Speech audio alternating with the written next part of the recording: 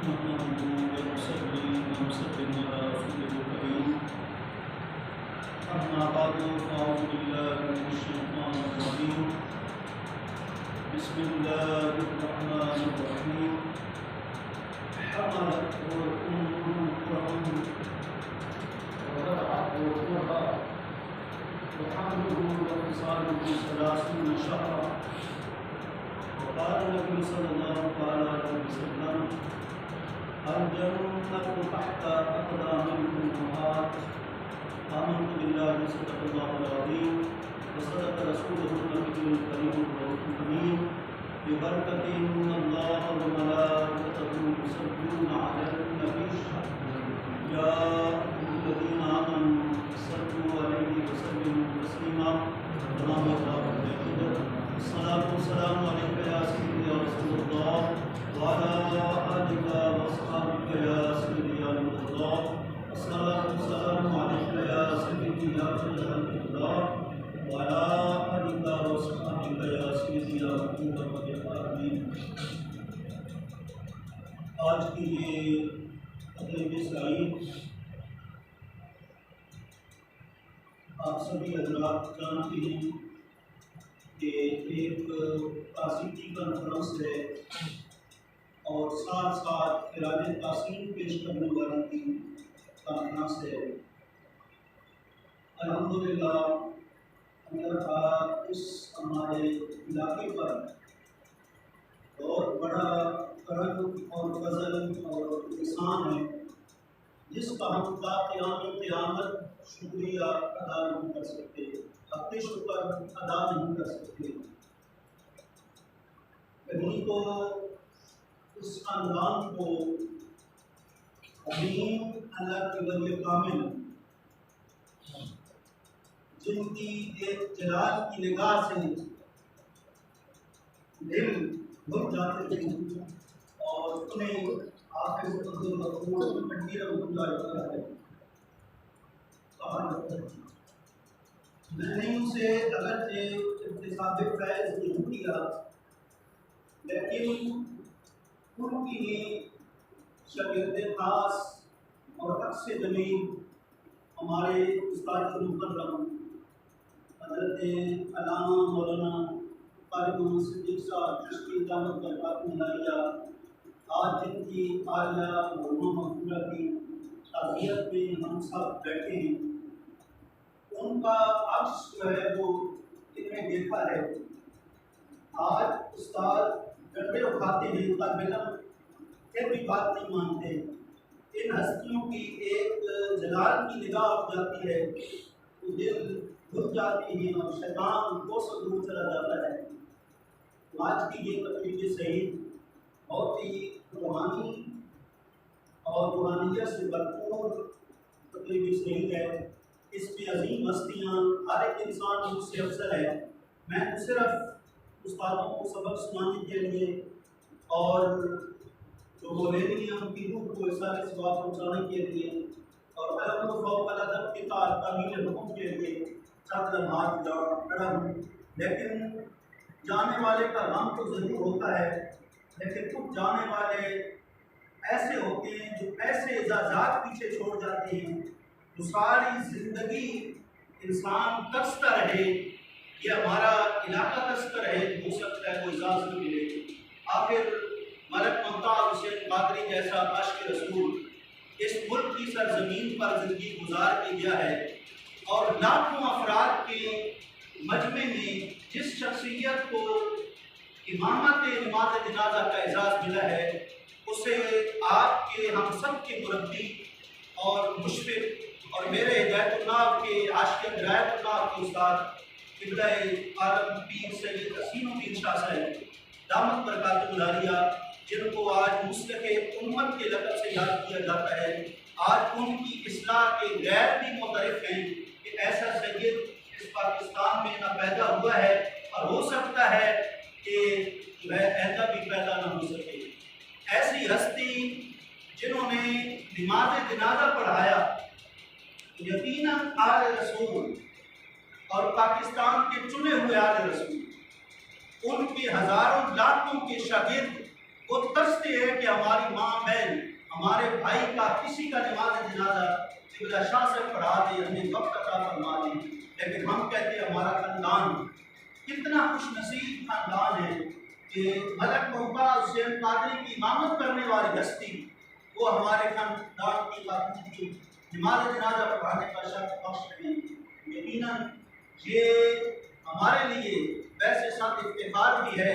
اور مرحومہ مغفورہ کی یقیناً دنیا میں بخشش کی ایک علامت اور ایک نشان اور ایک اعزاز بھی ہے۔ اللہ تعالیٰ تمام جتنی بھی ہستی ہیں ان کا سایہ ہمارے اوپر رحم فرمائے۔ اور پھر آپ نے منظر دیکھا ہوگا تلاوت کے دوران ایک روحانی منظر کیوں تھا، اللہ کی طرف سے ایسا کیوں ہوا، یہ ہمیں سبق ہے۔ بعض کئی لوگوں کی فوت ہوتی ہے اور ختم کل اور یہ تقریریں تو کئی لوگوں کی ہوتی ہیں، تلاوت میں بیٹھے لوگ 10 سے مس نہیں ہوتے۔ اس کی وجہ یہ ہوتی ہے کہ ہم نے اولاد کو قرآن کا ترجمہ، قرآن کی تفسیر، علوم عربیہ اور درس نظامی نہیں پڑھائے ہوتے۔ اور جس خاتون کے سارا خاندان، ساری اولاد ہی حافظوں کی ہو، عالم فاضل کی ہو، ظاہر ہے جب وہاں قرآن کی جو ہے وہ تلاوت کی جائے گی، ان کا کبر احدہما اور کلاہما، کہ ماں باپ دونوں میں سے دونوں یا ایک جب بڑھاپے کو پہنچ جائیں، فلا تقل لہما ولا تنہرہما، فرمایا کہ ماں باپ کو کبھی اف تک بھی نہ زندگی میں کہنا اور کبھی جھڑکنا بھی نہیں۔ بات باقی رشتہ داروں سے بھی تم نے کرنی ہے، لیکن فرق ضرور رکھنا ہے کہ وہاں وقل لہما قولا کریما، جب بات کر رہے ہو باقی رشتہ داروں سے، ماں باپ درمیان میں آ جائے، ان سے گفتگو کرنی پڑ جائے، پھر اونچی آواز میں وہاں گفتگو نہیں کرنی۔ اگر اونچی آواز میں گفتگو ہو گئی پھر تمہارے سارے اعمال ضائع ہو جائیں۔ بلا تنہرہما، ماں باپ کو جھڑکنا نہیں ہے۔ اگر ماں باپ کی غلامی ہوگی، کئی لوگوں کو جھڑکو گے وہ برداشت کر لیں گے، لیکن اگر ماں باپ کی غلامی چھوٹ گئی، ماں باپ کو جھڑک کے اونچی آواز میں بولے تو پھر سمجھ لو کہ تمہارے جتنے اعمال ہیں زندگی کے وہ ضائع ہو جائیں گے۔ اگر حقیقت میں دیکھا جائے ماں کو عربی میں کے لفظ سے یاد کیا جاتا ہے، اور علامہ جر اللہ زمخشری اساس البلاغہ کتاب کے اندر لکھتے ہیں، وہ کہتے ہیں میری تحقیق کے مطابق ان 3 لفظوں کا اطلاق کس چیز پر ہوتا ہے؟ ایک درخت بہت بڑا درخت ہو، ہر طرف اس کا سب ہریالی ہی ہریالی پھیلی ہو، ہر طرف سبزہ ہی سبزہ ہو، اس کا گرین پن ہر طرف سے ہر کونے سے نظر آ رہا ہو، لیکن اس کے ایک نیچے سب سے زمین کی تہ میں جا کر کتنی کوسوں کی کھدائی کرنے کے بعد ایک نیچے سے جڑ ملتی ہے۔ اگر اس جڑ کو کاٹ دیا جائے، اس کی زندگی تمام کر دی جائے، اب تو سب کچھ بند بھی کر دیا جائے، پھر بھی اوپر جو درخت ہوتا ہے اس کی شاخیں جو ہوتی ہیں، اس کی جو اغصان اور ٹہنیاں ہوتی ہیں وہ مرجھا جاتی ہیں، پھر آہستہ آہستہ کرتے کرتے وہ سارا درخت جو ہے وہ مرجھا جاتا ہے۔ علامہ جعفر زمخشری فرماتے ہیں والدہ کی مثال بھی تو یوں سمجھ کہ والدہ جب تک موجود رہتی ہے سارے رشتے ہرے بھرے رہتے ہیں، ہر طرف آمد و رفت، آنا جانا، کبھی خوشی میں تاکید تلقین ہر طرح کی جاری رہتی ہے، لیکن جب والدہ چلی جاتی ہے پھر اس کے جانے کے بعد قدر آتی ہے۔ لیکن خوش نصیب وہ لوگ ہیں کہ جو والدہ کے جانے کے بعد ان کی چرپائی کے کیا کہتے ہیں آپ نیچے کندھے رکھ کے سہارا بنتے ہیں، لیکن والدہ کی جب وہ بیماری کی سنتے ہیں اپنی نمازیں، تلاوتیں، ذکر و اذکار چھوڑ کر اسپتال میں اپنے ایام کو وقف کر دیتے ہیں۔ حقیقت میں یہی لوگ جو ہے وہ کامیاب لوگ ہیں، کیونکہ جو والدین کا رشتہ ہے، ماں باپ کا رشتہ ہے، دنیا میں 2 رشتے بے مثال ہیں اور آخرت میں ایک رشتہ بھی مثال ہے۔ دنیا میں ماں باپ کا وہ رشتہ ہے، سارے رشتے اس سے ٹچ ہے۔ اگر ماں باپ نہ ہوں پھر دادا دادی، نانا نانی پر دادا کوئی بھی نہیں ہوتا، یہ ماں باپ سے سارے رشتے چلتے ہیں، اور یہ ان کا بدل بھی نہیں ہے، نیبل بدل تو دور کی بات ہے، ان کا بدل بھی نہیں ہے۔ دنیا میں ہر چیز مہنگی سستی مل جائے گی، لیکن والدین کا رشتہ جو ہے وہ جہاں سے آپ پتہ کر لیں ایک ہی والدہ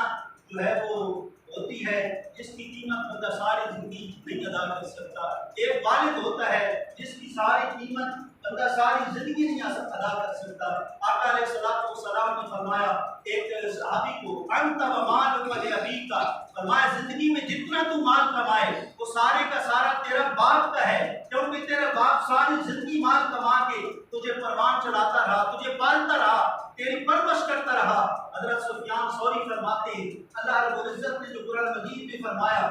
रब्बिरहम्हुमा कमा रब्बयानी सगीरा, ये जो दुआ कुरान में आई है कि ऐ मौला तू हमारे माँ बाप पर रहम फरमा, जैसा कि उन्होंने बचपन में पालते हुए हमारे ऊपर रहम फरमाया। फरमाया वो रब है, वो पालता है, लेकिन वालिदा और वालिद ये मुरब्बी हैं, ये उस पालने को आगे जो है परवान चढ़ाते हैं। फरमाया कि जो वालिदा है उसका जो हक़ एहतराम और ताज़ीम है वो 7 दर्जे बाप से ज़्यादा है, लेकिन जो वालिद है उसका हक़ इताअत जो है वो वालिदा से ज़्यादा है। फरमाया तेरा सारा माल जिंदगी का तेरे बाप का है, और फरमाया माँ जो है अज-जन्नतु तहता अक़दामिल उम्महात, जो है जन्नत है वो माँ के कदमों के नीचे है। या रब्बल आलमीन सारा कमाया हुआ माल बाप का है, लेकिन आखिर वजह क्या है कि आखिर में जो तूने जन्नत देनी है, सारे माल का जो निचोड़ है, सारे अमाल का जो निचोड़ है वो माँ के कदमों के नीचे क्यों रखी है? तो जवाब मिलता है बाप ने पसीने से औलाद को पाला है, और वालिदा ने पसीने से नहीं अपने खून से अपनी औलाद को पाला है। आप कहेंगे खून से कहते, दूध वालिदा पिलाती है वो खून से बनता है। और ये भी अगर समझ ना आए तो जब अस्पताल में डिलीवरी होती है, आजकल का डॉक्टर लिखवा लेता है ऑपरेशन के दौरान खातून लिख दो, ऑपरेशन के दरमियान बेटा है या बेटी, तुम्हारी जो औलाद है इसकी ऑपरेशन के दरमियान अगर तुम्हारी जान चली गई तो फिर किसास नहीं होगा, फिर हमसे मुबादला नहीं होगा कि डॉक्टर ने ऑपरेशन किया, यूं जो है वो फलां खातून की डेथ हो गई, फलां खातून मर गई, इस मतलब है कि केस में उनकी मौत आ गई, पहले सहन कर दो। यहाँ गोया कि वालिदा अपने खून के सहन अपनी औलाद के लिए करती है कि मैं अगर अपनी औलाद के पीछे चली गई, इस ऑपरेशन में अगर मैं फौत हो गई तो फिर मेरी कोई परवाह नहीं, मेरी औलाद मेरे पेट से अगर जिंदा होगी तो फिर भी निकाल देंगे। अल्लाह अकबर। 2019 में लाहौर में एक जो है वो केस जो है बड़ा अजीब सा आया कि एक शख्स ने एक संग दिल और मूजी इंसान ने अपनी वालिदा को इतना मारा, इतना मारा, इतना मारा, नाउज़ुबिल्लाह मिन ज़ालिक। ये क्यों हुआ? वालिदा को इतना मारा कि जिस्म से खून निकल गया। तफसीर मज़री के अंदर है, क़यामत की अलामात के अंदर अल्लाह अकबर लिखा है कि जब क़यामत करीब आएगी फिर क्या होगा? फिर जो औलाद होगी, बेटा होगा उसे दोस्त अजीज होगा, बेटी होगी उसे सहेली अजीज होगी, माँ बाप अजीज नहीं होंगे। फरमाया ये क़यामत की निशानियाँ हैं।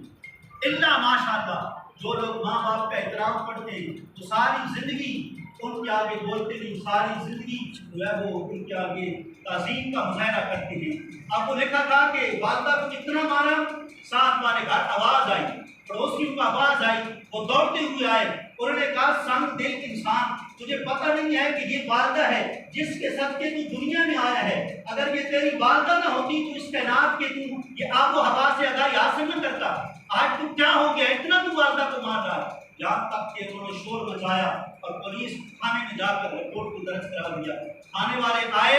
उन्होंने क्या किया, औरत को अस्पताल में दाखिल कराया और बेटे को जाकर थाने में अंदर जो है वो हथकड़ियां लगा के बांध दिया। वालिदा ने कहा मेरा जिस्म छली हो चुका है, लहू लुहान हो चुका है, लेकिन मुझे लहू की परवाह नहीं है, अपने जिस्म के टूटने फटने की मुझे परवाह नहीं है। मेरे बेटे को किधर ले गए हो? मैं तो अपने बेटे को कैद से रहा कराना चाहती हूँ। वो वालिदा अस्पताल छोड़कर उधर चली जाती है और वहां जाकर इसरार करती है थाने के बैठ, मेरे बेटे को रहा कर दो, मेरे बेटे को रहा कर दो। मानता वालिदा का एक नरम दिल होता है ना। सरकार ने फरमाया अपनी अम्मी से दुआ कराया करो। क्यों? इस वजह से कि उसके साथ दर्द ज्यादा हैं और उसका दिल बाप से ज्यादा नरम होता है, और जिसका दिल ज्यादा नरम होता है अल्लाह उसकी दुआएं जल्द कबूल कर लेते हैं। अल्लाह अकबर। वालिदा की ममता तड़पी, ये सजाएं भी कभी इसलिए मिलती हैं। माँ बाप को कभी अपनी औलाद को बद्दुआ नहीं देनी चाहिए। बचपन में वो एक औरत ने अपनी जो है वो औलाद को بددعا دے دی، بچپن گزرا، بڑی جوانی گزری، عالم شباب کو پہنچے، ٹھیک سارا کچھ، پھر ایک حادثہ ہوا، ایسا ایکسیڈنٹ ہوا کہ جسم چکنا چور ہو گیا، پھر والدہ روتی ہے، تو کسی صاحب کشف بزرگ نے کہا تھا کہیں ایسا تو نہیں کہ سالوں پہلے اپنی اولاد کو بد دعا دے دی تھی، آج جب یہ جوانی پروان چڑھی ہے، آج جب یہ تمہارا سہارا بننے لگا ہے، اس دعا کا آج وہ سامنے نتیجہ آ رہا ہے کہ اللہ غیرت والا ہے، وہ پھر برداشت نہیں کرتا، وہ بد دعا کا اثر ہے، آج تمہارا وہ سہارا بننے کے بجائے ایکسیڈنٹ اور حادثے کے شکار ہوا ہے، اور وہ اللہ کو بچہ جو ہے وہ پیارا ہو گیا۔ والدہ بڑا قیمتی رشتہ ہے، والدہ نے رو رو کر کھانے سے اپنے بیٹے کو عذاب کیا، آپ اس سے اندازہ لگا لیں،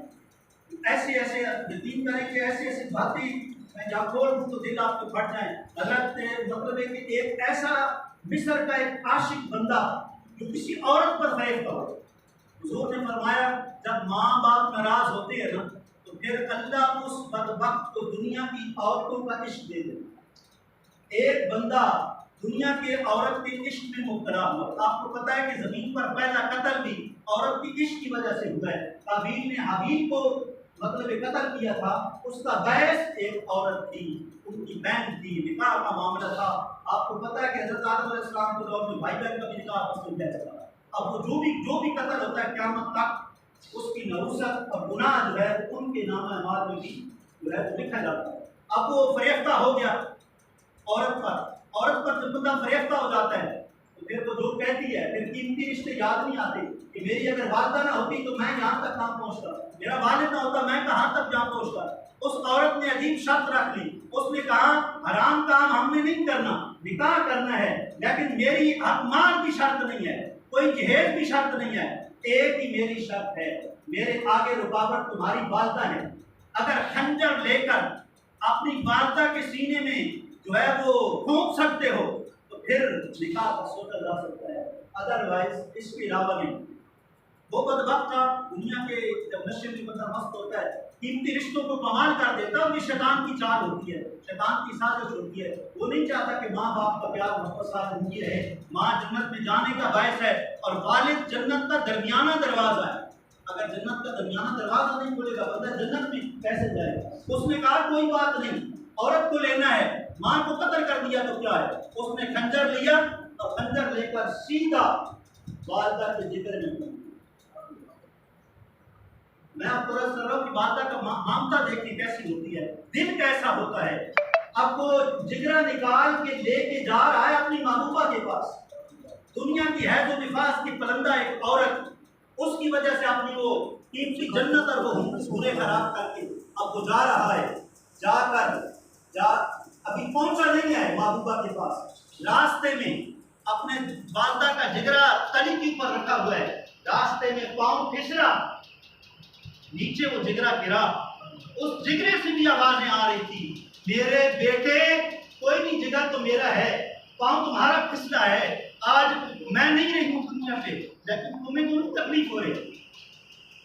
آج کیوں ہر تکلیف میں بندہ کہتا ہے ہائے میری ماں، بیماری میں اسپتال میں ہو گھر میں، ہائے میری ماں، ماں حیات ہو یا دنیا سے چلی گئی ہو، ماں کی کیوں یاد کرتا ہے کہ ماں نے خون سے پالا۔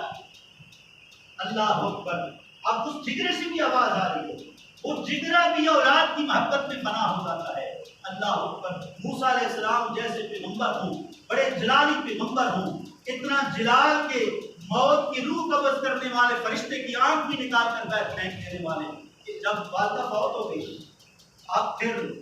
آواز آئی کہ اب میری بارگاہ میں تو آنا ہے، کوئی دور پر تو آنا ہے، لیکن اب پہلے طریقے سے نہیں آنا۔ اللہ پہلے آتے تھے، کوئی سبقت لسانی ہوتی تھی تو گھر سے چلتے تھے، والدہ ہاتھ اٹھا کے دعا کرتی تھی، مولا میرا موسیٰ بڑا جلالی ہے، بڑے غصے والا ہے، تیری بارگاہ میں کہیں سبقت لسانی ہو گئی تو اسے معاف فرما دینا، میں معاف کرتا رہتا تھا، لیکن اب وہ دعاؤں کا تاج دنیا سے چلا گیا ہے، اب ذرا سنبھل گیا ہے۔ جی بات یہ کر رہے تھے کہ والدہ کی مامتا بڑی عظیم مامتا ہے۔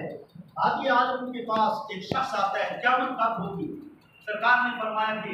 مجھے نہیں پتا، بعد میں تو حضور نے بتا دیا، ابتدائی دور تھا، بعد میں تو بتایا 10 محرم کو ہوگی، جمعے کا دن ہوگا۔ اس نے کہا کوئی مجھے علامت بتا دی، قیامت کی نشانی کوئی بتا دی۔ فرمایا جس وقت اولاد والدہ کو ذلیل کرے گی تم سمجھ لینا کہ وہ قیامت قریب۔ اور آقا علیہ السلام نے پھر حضرت عمر فاروق کو بلایا، حضرت مولا کائنات کو بلایا، فرمایا تم ذہن میں رکھنا تمہارے دور میں ایک شخص ہوگا جس کا نام اویس بن عامر کرنی ہوگا۔ فرمایا ذہن میں رکھنا تم جا کر ان سے میری امت کی بخشش کی دعائیں کرا۔ ذرا قابل غور بات ہے، سرکار خود ہاتھ اٹھا لیں، خود ہاتھ اٹھا لیں، دعا کر لیں تو رب آپ کی دعا کو مسترد نہیں کرتا، ریجیکٹ نہیں کرتا۔ لیکن سرکار یہ کیوں فرما رہے ہیں کہ اویس کرنی سے دعا کرانا؟ امت کو تعلیم دینے کے لیے۔ ایک شخص جس نے ساری زندگی والدہ کی خدمت میں گزار دی، جی سرکار کی دیدار کے لیے بھی حاضر نہ ہو سکے، سرکار جب ان کے علاقے جمن کرن کی طرف جب توجہ کرتے ہیں فرماتے اویس کی محبت کی مجھے وہاں سے خوشبو آئی۔ اللہ اکبر، خانہ کعبہ میں جانا، عمرہ کے لیے جانا بہت بڑی سعادت ہے۔ بات سے بات یاد آ جاتی ہے، میں نے ایک دفعہ حافظ مبشر صاحب اور احمد رضا صاحب کی والدہ صاحبہ ملیری سے کہا کہ لوگ تو سارے حج عمرے پہ جاتے ہیں، دعائیں وہاں مانگتے ہیں۔ یہ میں آپ کو آج ایک بات ان کی راز کی بتا رہا ہوں کہ ہمارے خاندان میں یکدم چند سالوں سے ہر دوسرا بندہ عمرے پہ جا رہا ہے، حج پہ جا رہا ہے۔ اس کی وجہ کیا ہے؟ اس کی وجہ یہ، میں نے ان سے پوچھا آپ نے کیا دعا کیا؟ عورتیں جاتی ہیں دعا کرتی ہیں، آپ نے وہاں کیا دعا کیا جا کے حرم میں اوپر حضور کے جو ہے قدمین میں؟ کہا میں نے ایک دعا کی، یا اللہ اگر تو نے میرے حج عمرے قبول کر دیں تو پھر یہ دعا میری قبول کر دے، میرا جتنا بھی خاندان ہے، جتنے معیار ہیں،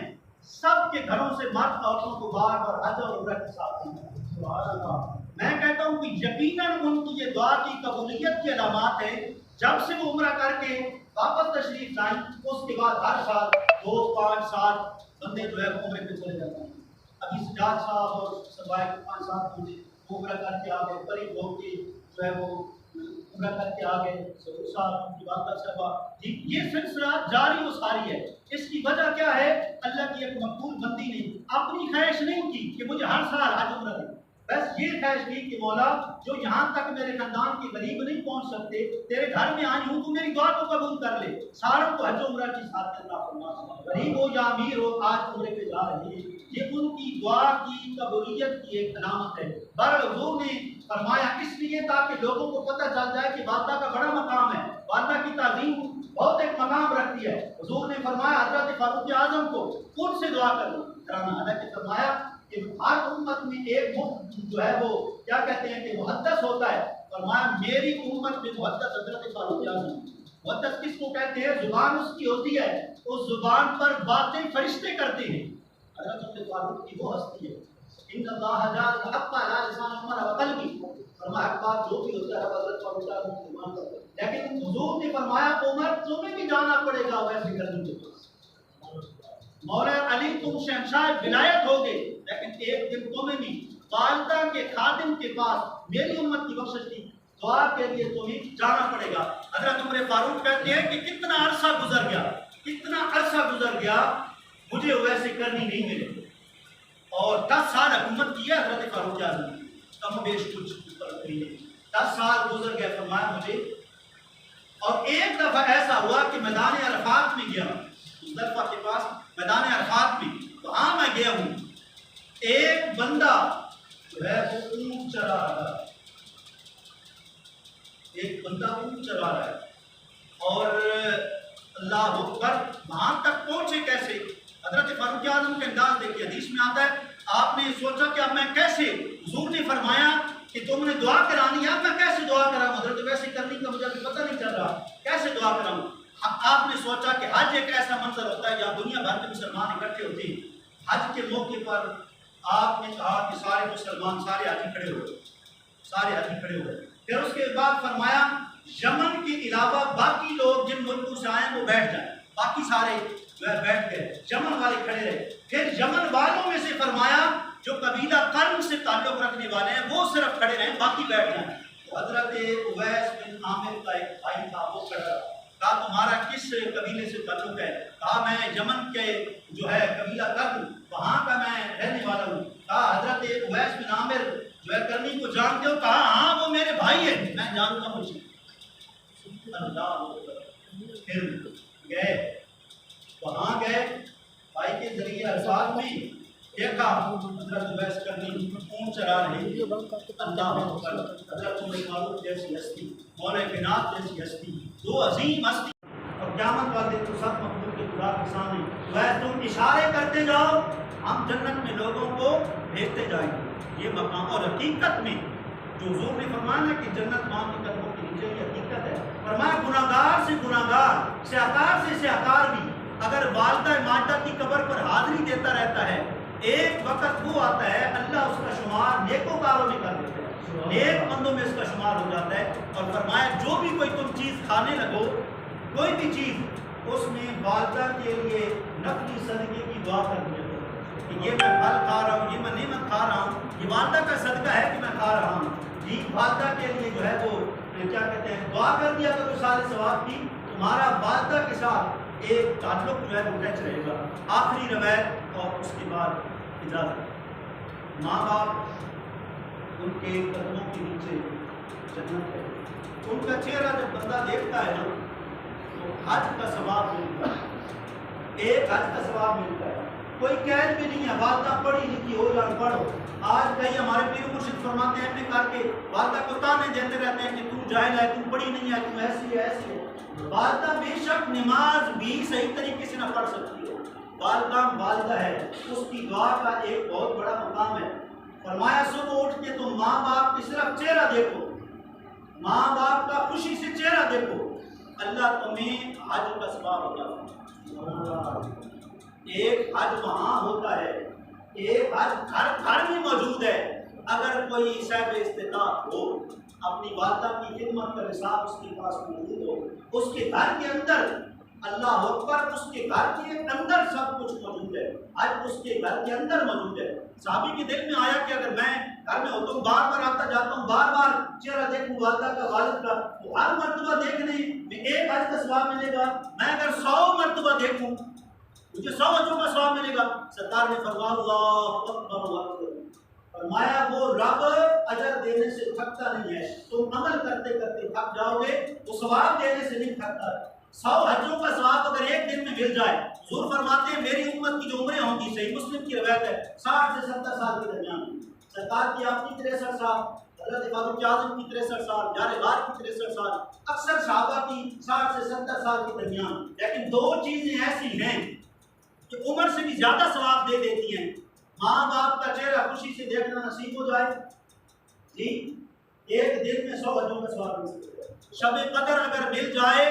ایک رات 84 سال کی اور چند ماہ کا اجر و ثواب اللہ ایک رات میں پاتا ہے۔ سبحان اللہ، جی یہ بڑے قیمتی جو ہے نا وہ رشتے، روزانہ حج کا ثواب۔ علامہ بدر الدین نینی نے بخاری میں شرح بخاری میں بڑی ایمان افروز جو ہے وہ روایت ذکر کی ہے، فرماتے ہیں کہ حضور کی مجلس لگی ہوئی تھی، صحابہ اکرام ایک دن ستاروں کی طرح چمک رہے تھے، ایک آنے والا بیر سے آیا، اس نے عرض کی یا رسول اللہ صلی اللہ علیہ وسلم میں ایک عجیب سی منت مانگ بیٹھا ہوں، آپ کو پتہ ہے نا والذی بعث فی الامین، اللہ نے حضور کو ان پڑھوں میں بھیجا، وہ جو عرب کے بدو تھے ان پڑھ تھے، سرکار کے بارے میں ہم امی جو کہتے ہیں نا اس کا مطلب ام القرآن کی طرح منسوخ ہوتا ہے، یہ نہیں مطلب کہ سرکار ان پڑھ ہے۔ بخاری میں جو حضور نے خط لکھے وہ آج کل کا بھابی وہ پورے خط بھی نہیں پڑھ سکتا، حضور کے وہ علم کا کیا مقابلہ کرے گا، کہ حضور کی کتابوں کا کیا مقابلہ کرے گا، جی ایک بھی پڑھ ہے، بس دل میں آیا کہ یا اللہ کام میں کوئی نہیں ہو رہا تھا، رکا ہوا تھا، حضور نے فرمایا جب تمہارے کوئی کام نہ ہو رہا تو منت مان لیا کرو، نظر مان لیا کرو، کوئی منت انہوں نے۔ اور ایک بخاری کی روایت میں ہے کہ امیر لوگ اگر وہ اپنا مال اللہ کی راہ میں خیرات نہ کرتے ہوں، اللہ ان کو ایسی مشکل میں پھنساتا ہے کہ انہیں مجبوراً منت اور نظر ماننی پڑتی ہے، جس کی وجہ سے پھر ان کا مال خرچ ہو جاتا ہے۔ اللہ اکبر، وہ عجیب سی منت مان لی، یا اللہ میرا فلاں کام ہو گیا، جنت کی اوپر والی چوکھٹ کو بھی چوموں گا، نچلی چوکھٹ کو بھی چوموں گا، اب ظاہر جنت کہاں اور وہاں تک رسائی کس کی اور اس کا قیام کب ہوگا، ہر ایک کے مرنے کے بعد۔ اب وہ عجیب سی منت مان بیٹھا اور پھر حضور کی بارگاہ میں آیا، یا رسول اللہ صلی اللہ علیہ وسلم، اللہ نے کہا فرمایا کام تو میرا ہو گیا ہے، کام تو ہو گیا، جو منت مانی تھی اب اس کو کیسے پورا کروں، اب جنت تک کون پہنچے، پھر اس میں پہنچ کے اوپر والی چوکھٹ تک کون پہنچے، پھر اوپر والی کو بوسہ دے کے نچلی والی چوکھٹ کو بوسہ دینا، میرے تو یہ بس کی بات نہیں ہے، آپ ہی اس مشکل کا حل کریں۔ سرکار نے فرمایا کوئی بات نہیں، بیٹھو۔ بٹھایا، سارا مجمع لگا ہوا ہے، سب کی تعلیم کے لیے حضور الگ بھی بتا سکتے تھے، حضور الگ بھی اس کو کہہ سکتے تھے بھائی بیٹھ جاؤ، تو بعد میں تو بتا دوں گا، مجمع میرا لگا ہوا ہے، حضرت ابو بکر صدیق بیٹھے، حضرت فاروق بیٹھے، صحابہ بیٹھے، بعد میں نہیں، حضور نے فرمایا بیٹھ جاؤ، اور حضور نے فرمایا یہ آپ کو مجھے بتاؤ، تمہارے ماں باپ زندہ ہیں، والدہ حیات ہے، والد حیات ہے؟ اس شخص نے کہا الحمدللہ، میری والدہ کی حیات ہے، میرا والد کی حیات ہے، دونوں زندہ ہے۔ فرمایا ایسا کرو، جا کر اپنی ماں کے قدموں کو چوم لو، اپنے باپ کے چہرے کو چوم لو، سمجھ لو تم نے جنت کی دونوں چوکھٹوں کو چوم لی۔ وہ شخص سوال پوچھ کے چلا گیا حکم کی تعبیر کے لیے۔ ایک شخص نے مجلس میں سوال کیا، یا رسول اللہ صلی اللہ علیہ وسلم، یہ تو وہ شخص تھا جس کے ماں باپ زندہ تھے۔ ایسے ہی ہوتا ہے نا مجموع میں، ہم میں سے ہمارے والدین چلے گئے، کئیوں کے حیات ہوں گے، کئیوں کے چلے گئے، ایسے ہی ہوتا ہے۔ اب وہ مجموعہ لگا ہوا تھا مختلف صحابہ کا، ایک شخص نے کہا یا رسول اللہ اگر ماں باپ فوت ہو گئے ہوتے اور وہ من و ہن یہی منت مانتا، سیم ٹو سیم اسی طرح کی اس کی نظر ہوتی، تو پھر آپ کیا رہنمائی فرماتے، کیسے جواب شامل فرمائیں؟ سرکار نے فرمایا پھر میں ان سے کہتا یہ بتاؤ ماں باپ تو چلے گئے ہیں، قبریں تو یاد ہیں کہ نہیں؟ ماں باپ کی قبریں کس قبرستان میں؟ اللہ اگر وہ جواب دیتا تو مجھے یاد ہے۔ یہ بھی ذہن میں رکھیں، قبر کو چومنے میں علماء کا کسی نہ کسی دور میں کچھ اختلاف رہا ہے، ہر قبر کو چومنا چاہیے کہ نہیں، لیکن اس میں ہر مرتبہ فکر کا اتفاق ہے ماں باپ کی قبر کو 24 گھنٹے جب چاہیں جا کر چوم سکتے، سر والی جانب کو چومیں، پاؤں والی جانب کو چومیں۔ حضرت شاہ ولی اللہ محدث دہلوی فرماتے ہیں شفاء العلیم کتاب کے اندر، اگر تم چاہتے ہو کہ تمہارے والدین کو پتہ چل جائے کہ ہماری قبروں پر اولاد آئی ہے، فرمایا ناک کے اوپر انگلی رکھ کے پہلی مرتبہ جو ہے پڑھو سورہ الم نشرح، اور دوسری مرتبہ الم تر کیف، یہ سورت پڑھو، تمہارے ماں باپ کو بھی پتہ چل جائے گا کہ میری اولاد آج میرے قدموں میں قبرستان میں قبر پر ہے۔ اور فرمایا دنیا سے جانے کے بعد اگر تم رابطہ رکھنا چاہتے ہو، موبائل کا اگر رابطہ یہاں سے امریکہ ہو سکتا ہے، تو روحانیت کی اور تصوف کی ایسی چیز ہے، وہ بھی رابطہ عالم دنیا کا عالم برزخ سے قائم کرا سکتی ہے۔ کشف القبور ایک بہت بڑا علم ہے، ہمارے اندار میں استاد صاحب رحمۃ اللہ علیہ کے ڈسٹینس مقام پر ایسے اب ہر شریف کے ایک بزرگ، مجھے ان کا نام تو نہیں آتا، محمد علی صاحب یا محمد الدین صاحب، وہ استاد کے حافظ صاحب کے انتقال کے کچھ دنوں بعد، کچھ گھنٹوں نہیں کچھ دنوں بعد جو آئے اور قبر کے پاس بیٹھ کے استادوں سے گفتگو کر رہے، ہم سلام کرنے کے لیے 3-4 کا ملن گئے، انہوں نے گفتگو بند کر۔ یہ بھی ایک تعلق ہوتا ہے کشف قبور کا، کہ بندہ اندر قبر کے اندر پوری کیفیت دیکھتا ہے، مراقبہ کر کے کہ اندر جو ہے وہ کیا ہوگا، اندر کون ہے، ان کی کیا کیفیت ہے، مطلب ایک سکون میں ہے، تکلیف میں ہے۔ حضرت جنید بغدادی علیہ رحمۃ کی بات اللہ نے قاری نے مرقات میں لکھی، کچھ لوگ فارسی کو اسلامی کی طرف وصول کرتے ہیں، لیکن مرقات میں اللہ قاری نے حضرت جنید بغدادی علیہ رحمۃ کی طرف وصول کی، اور قاسم نانوتوی جو بندی نے تہذیب الناس کتاب کے اندر یہ بات لکھی۔ حضرت جنید بغدادی ایک اپنے قدم کی محفل میں چلے گئے، وہاں تشریف لے کر ایک نوجوان وہاں بیٹھا ہوا تھا، اور وہ ایسا نوجوان تھا کہ اس کو اللہ نے کشف القبور کا علم دیا ہوا، قبر کے اندر کیا ہو رہا ہے، یہ بہت بڑا علم ہے۔ میں کئی سالوں سے داتا صاحب کے درویش ہیں، ان کو روزانہ ملتا ہوں، کہتا ہوں، وہ کہتے ہیں بیٹا تم ابھی چھوٹے ہو، ابھی بڑے ہو جاؤ، پھر ان باتوں میں پڑھیں۔ یہ بہت بڑا ایک جو ہے وہ علم ہوتا ہے کشف القبور کا، کہ قبر کے اندر جو ہے وہ کیا ہو رہا ہے۔ جنید بغدادی رحمۃ اللہ تعالیٰ علیہ نے دیکھا نوجوان کو سیر کشف ہے، اسے پتہ چل جاتا ہے کہ اب قبر میں کیا ہو رہا ہے، بڑا پریشان ہے، والدہ جو ہے کو قبر میں عذاب ہو رہا ہے، بڑا پریشان ہے، بڑا پریشان ہے۔ آپ بھی پھر اللہ کے ولی کے دل کی حالت، ولی شناست، دل کی حالت کو پہچانتے تھے، تو آپ نے پھر وہ 70,000 مرتبہ کلمہ مولانا قاری نے اور فتوحات مہربیہ میں فتوحات مکیہ میں مہربی ذکر کیا کہ جو ہے اس حد تک یہ روایت پہنچی ہے کہ صاحب کشف نے اس کو حدیث قرار دے دیا کہ جو 70,000 مرتبہ کلمہ طیبہ پڑھتا ہے، مرنے وقت دنیا سے جانے والے کے لیے بہترین تحفہ ہے، اللہ اس کی بخشش کرواتا ہے۔ جنید بغدادی فرماتے نوجوان کو میں نے دیکھا بڑا پریشان ہے، میں نے وہ پڑھا ہوا تھا 70,000 مرتبہ، والدین اگر زندہ ہوں تو ان کی صحت کے لیے اصلاح ثواب زندگی میں بھی کیا جا سکتا ہے، ان کی ایمان کی سلامتی کیا جائے، اور دنیا سے چلے جائیں تو پھر ان کی کوشش کریں۔ آپ کہتے ہیں کہ میں نے 70,000 منٹ کا کلمہ اس کی روح کو بخش دیا، تھوڑی دیر کے بعد نوجوان کا چہرہ پھر خلاف ہوا، بڑا خوش ہوا، میں سمجھ گیا جب 70,000 مرتبہ کرنے کا ثواب پہنچ گیا۔ آج کل لوگ کہتے ہیں یہ سارے ثواب کرتے ہیں کہ پہنچتا ہے نہیں پہنچتا جی، علامہ مرشدی صاحب کو بنا رہے باقی کے ساتھ ہوا سارے ثواب پہ قرآن پہنچتا ہے کہ نہیں؟ تو آپ نے شروع میں ان کے جتنے مولوی تھے باتوں کے بعد میں کرنے شروع کر دی، تو اس سے بھی آگے کر مولانا قرآن پڑھو،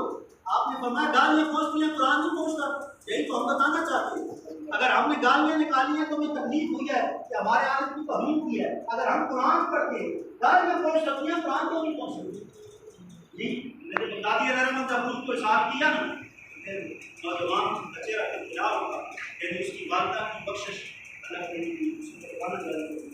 عرض کہ یہ ایسا موضوع ہے جیسے والدہ اور والد کے ساتھ ساری زندگی ختم نہیں ہو سکتے، یہ ایسا موضوع ہے کہ یہ ساری زندگی ختم نہیں ہو سکتا۔ اگر حضور کو نماز پڑھاتے ہوئے اپنی والدہ ماجدہ مقدمہ جناب حضرت سیدنا اسلام کا حیات یاد آ جاتی ہے، آنسو نکل پڑتے ہیں، ہم کے آنسو نکلتے ہیں، نماز کے بعد چل پڑتے ہیں۔ حالانکہ مدینہ پاک سے 400 کلومیٹر کے فاصلے پر آپ کی والدہ ماجدہ کی مقامی ابا پر پہاڑی کی قبر ہے، الحمدللہ۔ ابھی استاد مشتاق مشتری صاحب کے ساتھ مناظر ہونے کا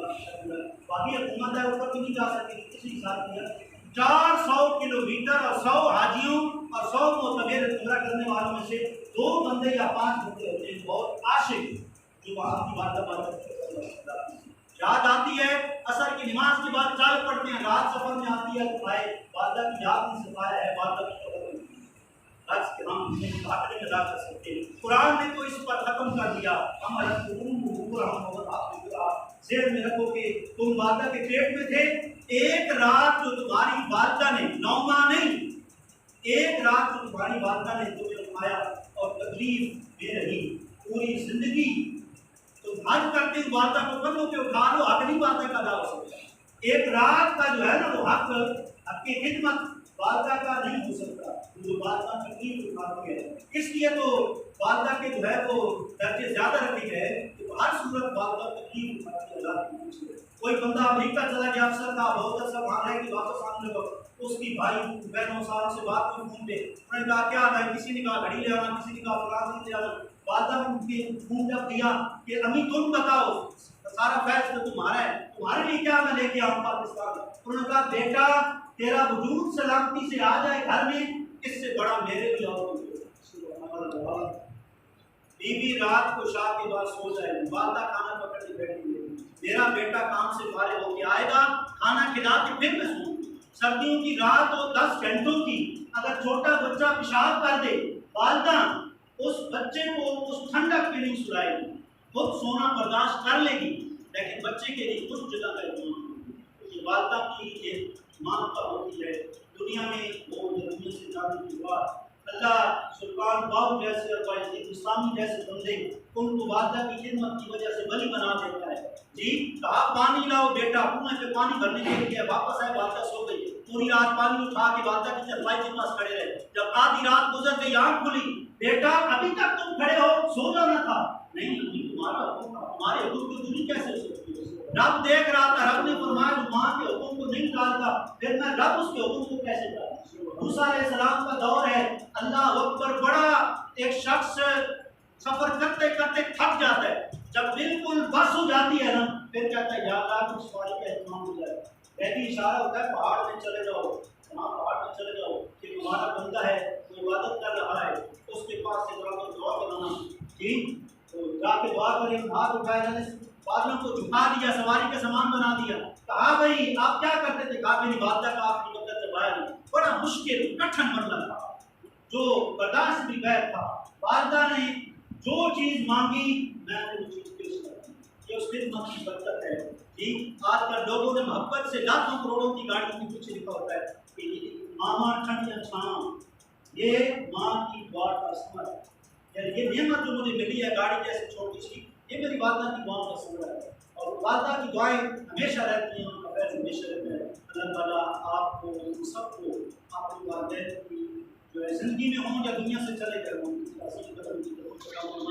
اور اللہ تعالیٰ ہمارے اس قدر کی